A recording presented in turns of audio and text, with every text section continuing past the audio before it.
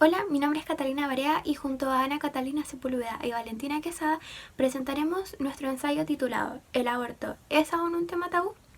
Bueno, primero que nada me gustaría definir qué es el aborto. El aborto es la interrupción ya sea voluntaria o involuntaria del embarazo antes de que el embrión o feto sea viable.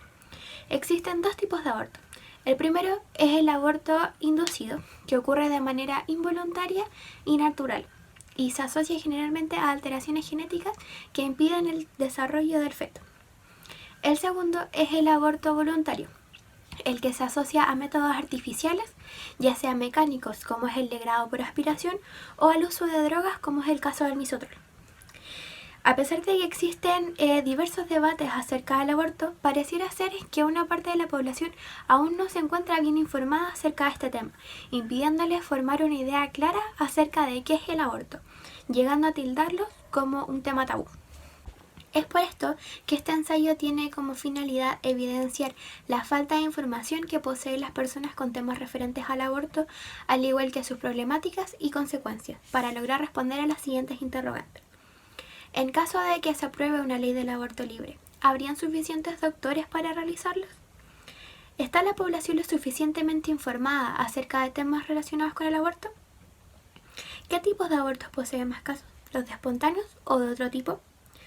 ¿Por qué se ignoran las tasas de abortos clandestinos realizados? Y bueno, la falta de interés acerca de este tema nos hace plantearnos la siguiente tesis. La discusión del aborto pareciera no ser un tema de importancia para quienes legislan. Esto debido a una desinformación de la población y la influencia de entidades políticas y religiosas en la opinión de cada persona.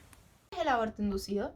El aborto inducido es la interrupción voluntaria del embarazo, que termina con la extirpación o eliminación total del embrión o del feto. Es importante mencionar que el embrión es la etapa inicial de desarrollo de los seres vivos, que en el caso de los seres humanos deja de llamarse embrión para empezar a llamarse feto entre la octava y novena semana. El desarrollo del feto, el desarrollo a nivel cerebral, es posible que ocurra entre la octava semana desde la fecundación y la décima semana de la fecundación. Y es en la semana número 13 cuando recién nosotros vamos a empezar a ver que el feto se mueve por actos reflejos, ya que es imposible que el feto en la semana número 13 sea consciente o sienta dolor. De hecho, va a empezar a sentir dolor entre la semana 22 y la semana 26 de gestación. Esto según Kisser y Venegas en el año 2016.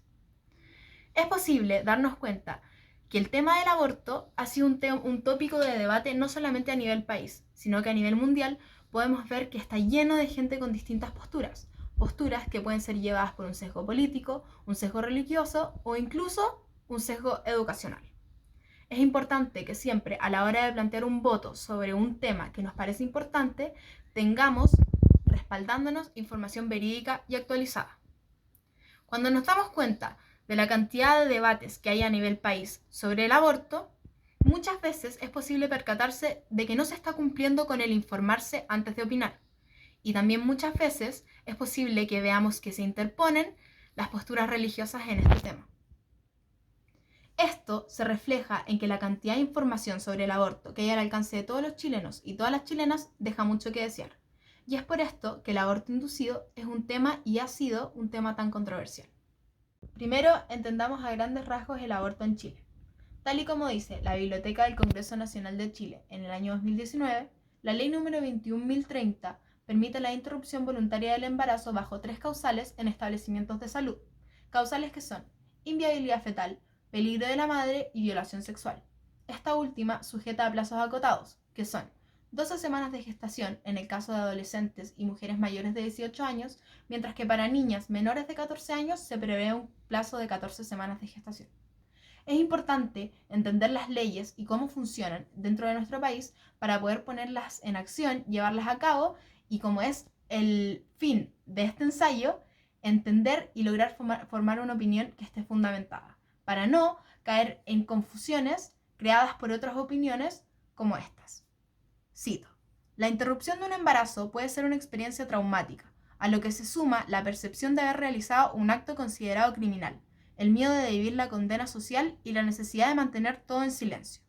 Herrera y Teltelboim, 2010, página 95. Cosas como estas las que no solo generan un rechazo a la práctica, sino que también pueden influir en la opinión del receptor. Y peor aún, al afirmar que La interrupción del embarazo puede ser una experiencia traumática, Herrera y Teltelboim 2010, página 95, cuando no se tiene más data, genera una predisposición que puede desembocar en un miedo.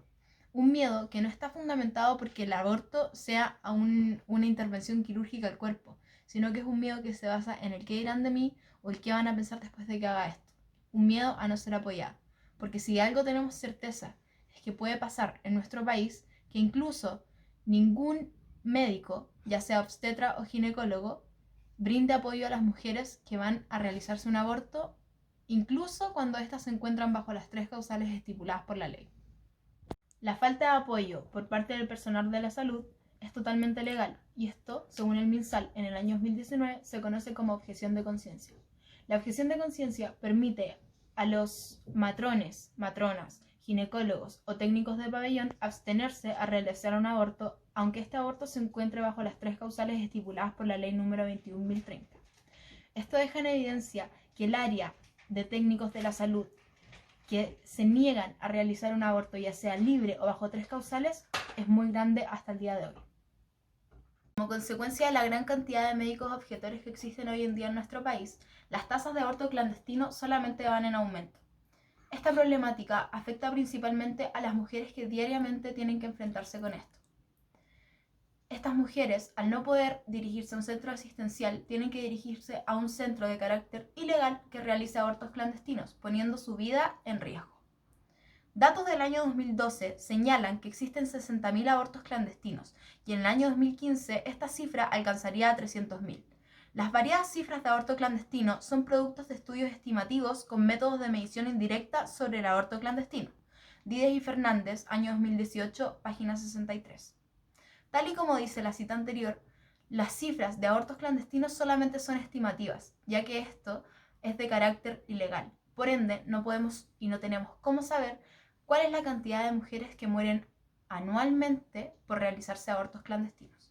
Sin embargo, con la incorporación del misoprostol, los egresos por los supuestos abortos clandestinos que requirieron hospitalización deberían multiplicarse por 6, lo que daría una cifra de abortos ilegales en Chile de 109.200 abortos anuales en la actualidad. Donoso y Vera, año 2016, página 544.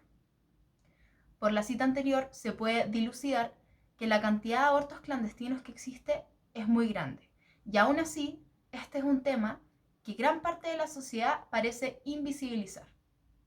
A pesar de que esta problemática ha sido invisibilizada por una gran parte de la sociedad, existen grupos de apoyo para las mujeres que se han realizado abortos. Estos grupos de apoyo son del movimiento feminista, específicamente del movimiento pro aborto y que luchan por un aborto seguro, libre y gratuito. Por otro lado, en la sociedad tenemos un grupo mucho más conservador, un grupo que se identifica como pro vida. A este grupo pertenecen los objetores de conciencia, que realizan movilizaciones colectivas para contrarrestar el accionar de los grupos feministas. Con esto, ellos demuestran que están totalmente en contra de la ley de interrupción voluntaria del embarazo, según Besone en el año 2017. Como resultado de lo escrito anteriormente, la desinformación de la población toma gran parte de la falta de conversación acerca del aborto, dejando en evidencia la carencia de conocimientos al respecto, como por ejemplo, ¿qué es el aborto? ¿Cómo se realiza? ¿Cuáles son sus consecuencias físicas y mentales en la mujer? Todos estos puntos hacen que una persona no pueda tener una idea clara al respecto sobre qué es lo mejor para que deje de existir este gran número de muertes femeninas a causa de los abortos clandestinos. El aborto por 3 causales es una realidad en Chile, aunque no es una alternativa a la que todas puedan optar, debido a que no incluye a las que quieren decidir libremente sobre su cuerpo. Por otro lado, a pesar de que existen legalmente las 3 causales, estas decisiones no siempre son respetadas, debido a que los equipos médicos hacen uso del argumento de objeción de conciencia, haciendo que se dificulte la realización de su derecho. Tal como dice nuestra tesis, la discusión sobre el aborto pareciera no ser un tema de relevancia para quienes legislan, esto debido por la desinformación de la población y la influencia de entidades políticas y religiosas en la opinión de cada persona. Entonces, mientras siga existiendo la influencia de la política y la religión respecto al tema, las opiniones de las personas van a seguir estando divididas. pero debemos intentar como sociedad instruirnos cada vez más respecto del aborto para poder así tener una opinión con base, sin dejarnos influenciar por nadie y pensar por nosotros mismos qué es lo mejor para que la vida de todas las mujeres sea plena y no corra peligro. Todas las mujeres deberían tener la capacidad de elegir sobre lo que quieren hacer con sus cuerpos o con sus vidas y cómo hacerlo, sin ser juzgadas, ya que en este caso deberían poder decidir si quieren y puedan empezar una vida de madre. Y así, todos los bebés que vengan a este mundo sean deseados, planeados y amados, para de esta manera evitar casos como lo son el gran número de niños en el Sename que todos sabemos que tienen un muy mal pasar. ¿Cuánto tiempo tendrá que pasar para que el aborto deje de ser un tema tabú? Muchas gracias por su atención.